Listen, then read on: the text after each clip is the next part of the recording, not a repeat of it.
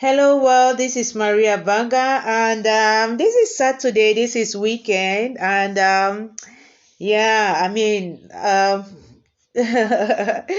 sometimes the week just rolls on into the weekdays just roll on into the weekend, and it's like life just keeps going on. And I tell myself, well, life is for the living, right? So while I am alive, I should live and I should pour into my world as much as I get from my world. And yep, I am a motivational speaker. I am a psychotherapist. I'm a lawyer.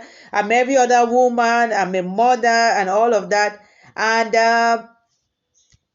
I share my reflections. I live my purpose out, right? I add value. I do all of those things. And so sometimes when things happen in my world, in the community, and all of that, I could have some reflections on them. And everybody is entitled to have their opinions and to share it the way they want and all of those things.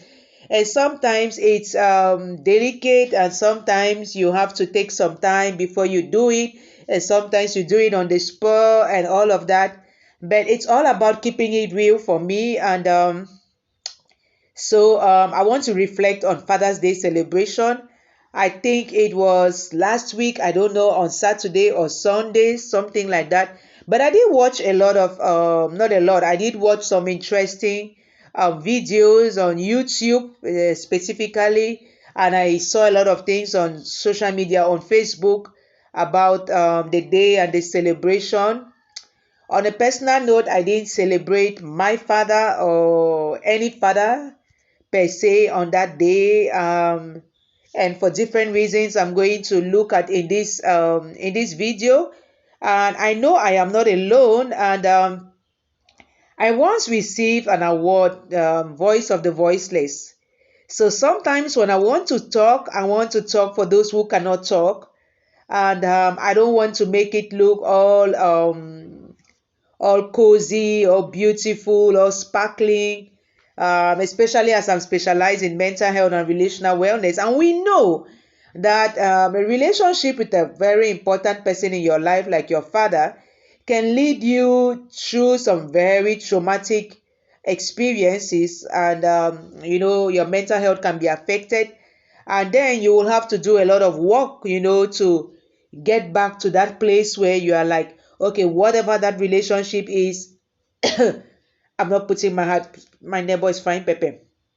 I'm not putting my heart and my soul and my energy into what I was expecting, or what it is, or what it was, and those kind of things. It takes a lot. It takes a lot. For example, emotional intelligence, authenticity, vulnerability, acceptance, awareness, all of that. It takes a lot. We call it a recovery journey in psychology. I mean, like, and I'm one of those people who had that kind of relationship with their father. And I still have that kind of relationship, but I'm okay. I'm where I am, like, take it as it is, love it for what it is, honor it for what it is.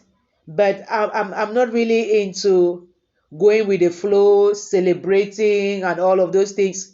Each year comes as it comes, right? And I mean, I celebrate his birthday if I want to.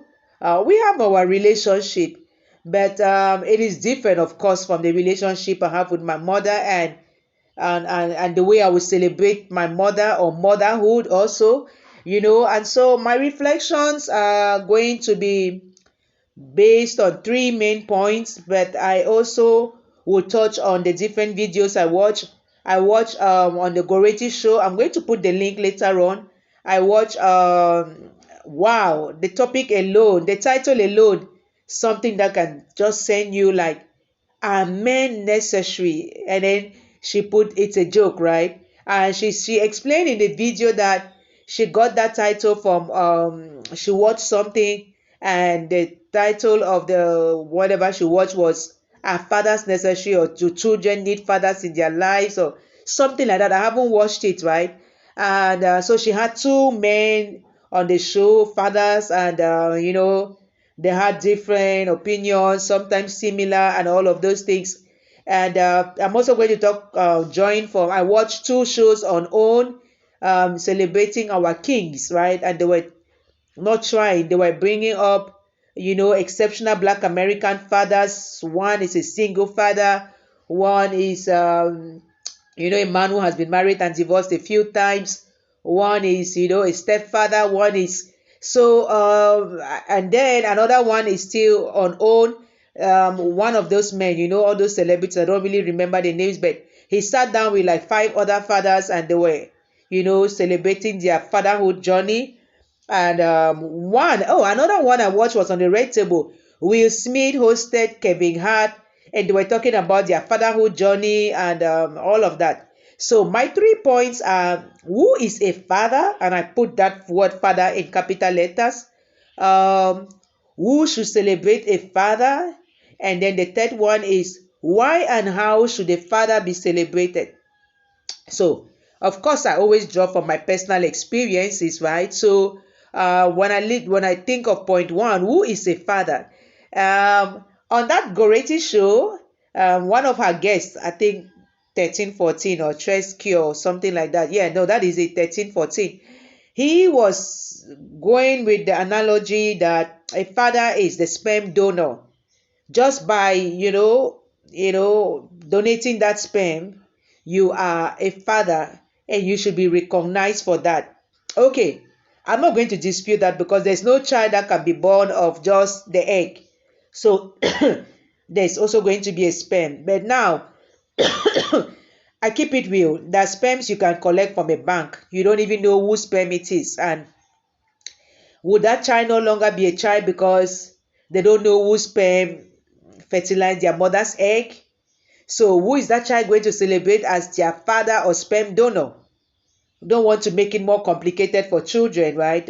It's true that we want to still hang on to the African notion and believe that father should be the one that is married to the mother. And, okay, those of us who had children out of wedlock, who did not marry our children or our sons' fathers or stuff, does that make the child any less of a child, or does that impose on the child celebration of that person even though they don't have a relationship and stuff like that? It is really, for me, so complex. And yes, I would say personally that is the child's father, no doubt. I don't even want to get into their relationship, right? I just gave myself a break from thinking that the relationship should be this way or that way, and you should show up this way and that way. That actually is the role a father should play. And well, if he doesn't, so what do, right? Either you step in and play that role, you find other father figures for your son and for your sons, because I now have three who are almost in the same kind of predicament.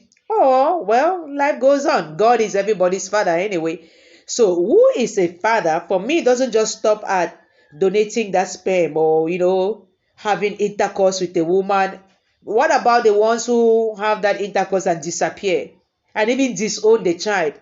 So, is that child going to be less of a child? And are you going to tell that child that is your father? You must honor your father and your mother, as the Bible says. Who is that father, right?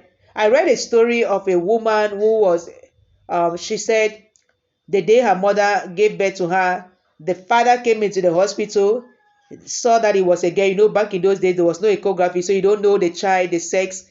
And then he just walked out, and that was it. Like, just walked out from their lives. So she's maybe 26 today and stuff, and she's like, I don't know my father. He walked out on me. So even if he shows up today in my life, I don't know him. I don't have any relationship with him. So, well, he can be my biological father, but he's not my father. Are you going to force that child to, on that day, say, Happy Father's Day? That was even my comment under that post. I was like, so are you going to come and write here today that she should at least just acknowledge him on this day? The matters of the heart are so delicate, so precious.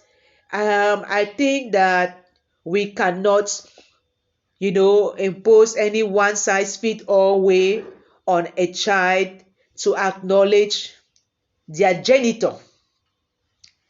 Because for me, a father is not just the one who whose sperm fertilized the egg. No, I cannot, in all good conscience, separate that act or that sperm from the role this person should play in that offspring's life. It is difficult for me. I'm a human being, right? I'm not ET from the sky, so I cannot. And coming back to me, well, I didn't have a relationship, a very good one. I had something, children have what they have, and sometimes they don't know better, but as you grow up, especially if you're a sensitive child, and I still am, you start to notice some cracks. And I've written books and I put it there. My relationship, I think that was the second chapter in my very first book, or maybe even the first chapter. My relationship between my parents and I. I'm a very open person. I'm like, as if I get my healing through it, I get my healing and move on. If anybody is not happy with what I put out there, that is not my trouble. I mean, I don't live in a. I once told my mother we are past the Inquisition, so nobody should come after me because I'm not this, I'm not that, or I'm doing this, I'm doing that, and all of that. It's me, my mental health, my healing, my moving on. That is it. So I say it as it is. And well, like many other African children, I think that a lot of people have said it. My father was what I would call today stoic, right? I think that he was focused on protecting, providing. For him, those were the core things. And some fathers still say that is it, although some of those Black American fathers whom I watch all said, well, their children made them realize it doesn't stop at protecting and providing. They have to get to them, they have to feel them, they have to have a relationship with them, and they have to let them be themselves, not that do as I say or whatever, military style. One of them even said their father, I think it's Stress Katos, who said it was a military style upbringing, but that's not the kind of relationship he has with his children. And I was like, wow. And then you are kind of trying to say that, well, the way the Western world glorifies, or the world's Western world, I mean, it was kind of a blur and stuff, but I'll put the link there. You can go watch this and have your own opinions and reactions and comments and all of those things. But for me, not having the kind of relationship I wanted with my father, and yet I was the golden child, even up to today, and I know that I could ask questions, I could talk, I could do all of that. I could go and ask for money. Nobody would go and ask for money. What? So I was really that go-to child. And a lot of people who knew me as a child and knew us would think and would be surprised and would be like, but you were the golden child, you were the one, and I'm still the one, frankly speaking. I'm actually even named after his mother.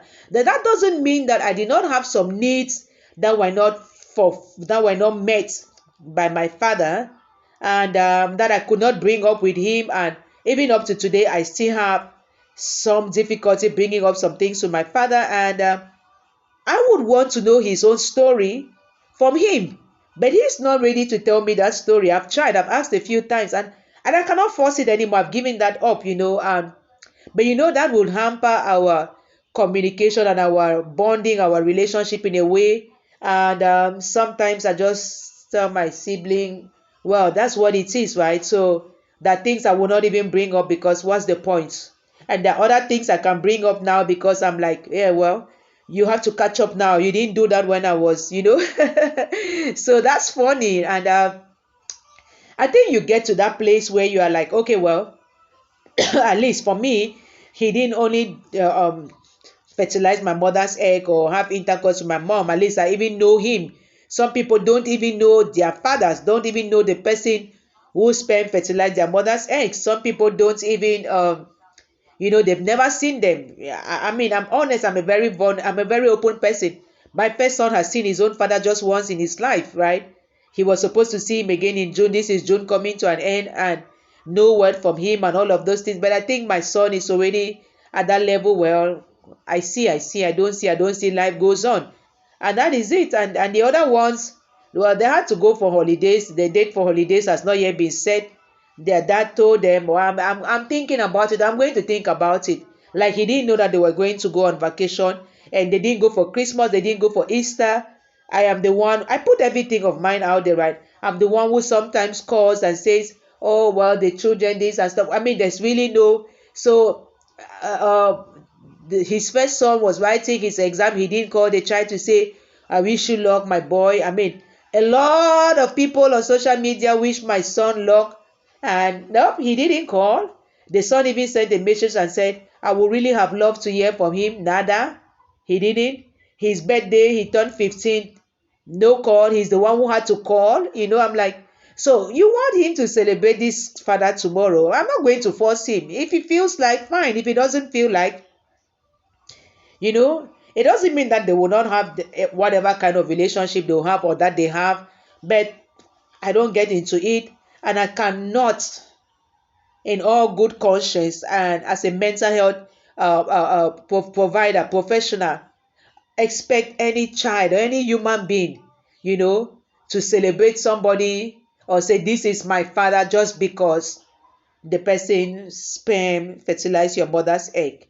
I think we need much more than that. And well, if for you just having a sperm donor is enough for you to call that person father, you're happy with that, then go with it. But if for another person, nope, that's not it, respect it. And then there are children who grow up in homes where you have two women. That's what they have. So who are they going to call father in that house? They just have mothers, two mothers.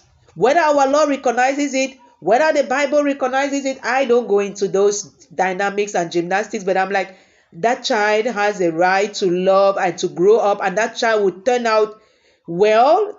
This whole myth of children who don't grow up in two-parent homes, I thought, well, I didn't grow up in a two-parent home. My parents divorced when I was 11. So how have I turned out? Okay, I also divorced 5 years ago, 6 years ago, and whatever years ago, 11 years. I don't even remember, 2011. So how are my children turning out? Obama, who didn't grow up with his father, right? How did he turn out? There's so many cases. So we have to stop, on an individual and collective level, to push things to mainstream and make people feel bad because, I'm like, we are supposed to have gotten past that, or we should be getting past that now. We are adapting, we are changing. We are not where our forefathers were in the hundreds or 1960s or 50s. So we cannot be saying, oh, that's the Western thing, this is an African thing. Oh, well, I really don't know which is Western, which is African. The English I'm even speaking, is it African? I don't think so. So even pidgin English is still pidgin English. So it's a mixture of what they got and their dialect and all of those things. And I can't speak my dialect. Does that make me any less human? So coming back to fathers, frankly speaking, as I left a comment on that video, to each their own.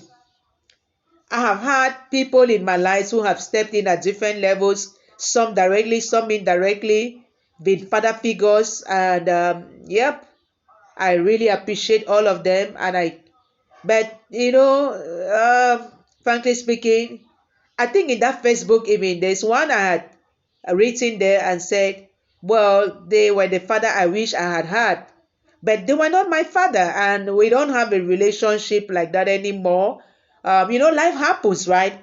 So there's nothing to blame or anything there, but so I will still respect them and everything, but they are not my father, and I'm not obliged to celebrate them on that day, and that's why for me, God, being spirit, no doubt, is whom I consider my father and the one I will celebrate every day, every time. But he doesn't disappoint. I don't have anything against God in my life. Everything has only been to my good. Even the tough times and everything, if I look up and I say, Father, I'm sinking, there's a solution, there's something. And the serenity, the peace I feel inside me with my biological father and all the father figures, there's always going to be something. Either they're disappointed in me or I'm disappointed in them. It's human nature, relationships. So that was my reflection on number one, who is a father. Make your own analysis in your own life, Don't be pressured to consider even your biological or your sperm donor your father, Some people even say, I don't have a father. That's why I go to number two, who should celebrate father. Well, on all these shows that I watched, the fathers were the ones celebrating themselves through their journeys, right? I would have loved to watch a show of children celebrating their fathers and why they're celebrating their fathers. But let me put this, but on the Oprah show, the one that she herself hosted with some man, I cannot remember the name. I mean, you can type all of those things there, right? I didn't find all of those things to put here, but at least I put the Goretti Show. But on the Oprah show, there was some clips where the children were the ones wishing their fathers happy Father's Day, and saying why they are celebrating them. And one small child said, well, because I love you. Another one said, well, because we play video games together. Another one said, because stuff and stuff. And then there was, stuff like that. And you see that it can be for particular moments, and it could be for the relationship that they have. But the fathers themselves were celebrating their journeys. Remember, Will Smith and Kevin Hart, they were celebrating what they have learned throughout the journey. They were celebrating, for example, the realization that whatever they do in their lives affects their children.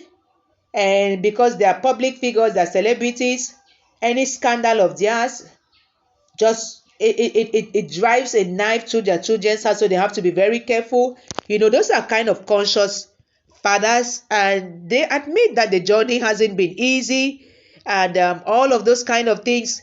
So it is interesting to watch that although these men celebrate themselves as fathers, they are not celebrating themselves like being super father, 100% having it right and all of those things. No, in all their vulnerabilities and in all their weaknesses and everything. And it brings me to what 13 Cure was saying, that where a father is supposed to be strong, and that women want, well, the women that he knows, or maybe the women he has sampled or stuff, they want the men to be strong and stuff like that, but at the same time they want the men to be emotional and all of that. Anyway, yeah, what is wrong in having a blend, right? I mean, frankly speaking, for women too, we don't just want to be emotional, we also want to have it together, but we want to be human. I think that's the whole point, being human. And so this whole thing of a man doesn't cry, a man shouldn't show, it just goes back to our African context of where people have had a lot of issues with their fathers and with the men in their lives, because the men think that they cannot be emotional. The men think that to be a man, you have to be strong, and the man has his own way of being vulnerable or emotional. Which way that is? Come on, show us the way, teach us the way. So let's have a relationship, right? And so imagine that you have had a father you've not been able to have a relationship with, because the father thinks that all he needs to do is to be strong. What does strong mean? Beat you up? I don't know. To protect, to provide, and that is it. But I want to have a relationship with my father. What's the point having a father if I cannot have a relationship with a father? I'm with my mother. I have a relationship with my mother. I came from my mother's womb. That relationship was from day one, the conception. So, I mean, the umbilical cord being cut doesn't mean that our relationship is cut. Yesterday, my mother gave me a dress. Yesterday, I was at my mother's home. Today, I'm going back there again because she needs me to help her to clean up. She knows that I love cleaning up and that I do a good job. And so when my mother asks me, that's my mother, whatever I had to do today, back burner, I'm going back to my mother's house to do that. But if my father asks me that kind of thing today, I'm going to think twice. I'm going to say, well, let me think about it. I'm going to look at my calendar. I'm going to be like, okay, I can come on so and so a day. That is true. It doesn't mean that I haven't done that in my father's house. I did that. And when I watch a documentary on hoarders and stuff, and then I flash back to when I went to my father's house and I was like, no, I'm going to clean this room and bathroom today. I don't care whatever he says. I actually did it when he was not around, because my father is also, I'm putting this thing out there. He already knows that that's how I talk. So nobody should be bothered about what your father says, if he says, But my father was and is that kind of person. He keeps his things. His room is closed, locks his room. You don't go in there and all. So people did not go there. We did not grow up thinking we just go in there. And Charles Katos even said it on his video, on the thing yesterday, say, ask your children how many children knock on the doors before they enter their father's room. That is in the West that people just barge in like that. But no, even me here, my children come in here, they don't knock the door. I don't lock the door anyway. There's nothing that they. So it's all that. But anyway, back to my father. So he went out and He hadn't locked the door, and I went in that morning and I was like, God, let him not come back. Let him not come back. Let him not come back. And I cleaned it. I was crying as I was cleaning, but I was cleaning it. And well, sadly, shortly after the crisis started, so he had to abandon all of that. So I don't know what has become of that home anymore, but I did it, and I took some pictures and I just shared with my sister, and I deleted them because I don't even want to ever have to see them again, but they're there in my mind. I know how it was before, how it was after. But I mean, I did that out of love, right? Not because he asked me, but now I used to do that a lot when I was living with mom. And now she asked me yesterday, of course I'll go and do it immediately. Like, as soon as I'm done with this video, I'm going. And it's because I have such a relationship with my mom. Even when I wasn't speaking to her, I was like, God, help me get through this stage. Help us get through this stage. It's in my book, right? I'm like, no. If the one person I know in this world that will have my back 24/7 is my mom. No matter what crazy I'm doing and whatever, I just know. And I know that I sometimes take it for granted. I know. But I'm the only one around. That's my luck, That's my mom. So, and that's why sometimes, my sons, especially the last one, I just laugh at some things because I'm like, yeah, well, payback time. But I would dance with my mom on Mother's Day. We have our traditional sweet mother dance. It's 3 years old now or 4 years old that we dance this thing. And I've just come to realize, what were you even holding on to that even prevented you from dancing sweet mother? I came back in 2015. We didn't dance sweet mother in 2015. I came back after Mother Day. 2016, we didn't dance sweet mother, but 2017, I started the tradition, and I do it, and I video it, I record it. I want to keep it, and I see it inspiring people, and that is it. It's not the best, but it is what I have, and it's the best for me. It's wonderful. I celebrate that. I thank God for that, So it could also be that that's the way we want to approach Father's Day celebration, but it is to each their own.